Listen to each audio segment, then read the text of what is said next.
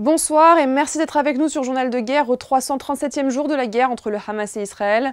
Voici ce qu'il fallait retenir de la journée à 19 h, heure de Beyrouth.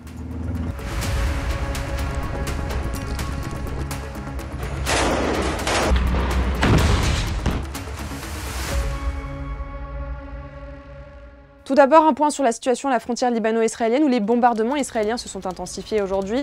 2 personnes ont été blessées à Kabriha suite à ces raids. Tel Harfa, Arm al-Shab, Kfar Shuba et Wazane ont aussi été visés. Par ailleurs, un drone israélien est tombé dans le village de Ain Ebel. Une équipe de l'armée libanaise s'est rendue sur place pour récupérer et analyser l'appareil. De son côté, le Hezbollah a annoncé avoir attaqué les positions israéliennes de Raheb et Misgav, ainsi qu'un rassemblement de soldats israéliens à proximité de la colonie de Menot. La guerre à Gaza est entrée aujourd'hui dans son 12e mois, 12 mois de bombardements israéliens sans répit et toujours pas de trêve à l'horizon, malgré les multiples tentatives des médiateurs internationaux. Tôt ce matin, au moins 16 Palestiniens ont été tués, dont des femmes et des enfants à Gazaville, ainsi qu'à Nusayrat et Boureij. À Jabalieh, c'est une tente abritant des déplacés au sein d'une école qui a été touchée, selon des témoins.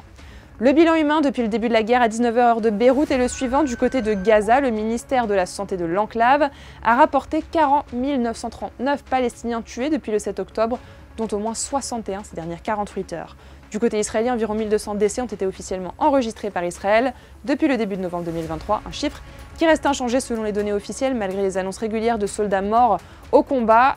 À ce sujet, l'armée israélienne a toutefois annoncé la mort d'au moins 364 soldats à Gaza, en Cisjordanie et à la frontière libanaise. La famille de Haysenur Ezgi Eygi, militante américano-turque tuée par balle lors d'une manifestation anti-colonisation en Cisjordanie occupée, a exigé une enquête indépendante et accusé l'armée israélienne de son meurtre, une piste également défendue par l'ONU. Merci de nous avoir suivis sur Ici Beyrouth, on se retrouve demain pour un autre résumé de la situation. Vous pouvez suivre toute l'actualité concernant cette guerre sur notre site web www.icibeyrouth.com sous la rubrique Guerre Israël-Hamas ainsi que sur nos réseaux sociaux.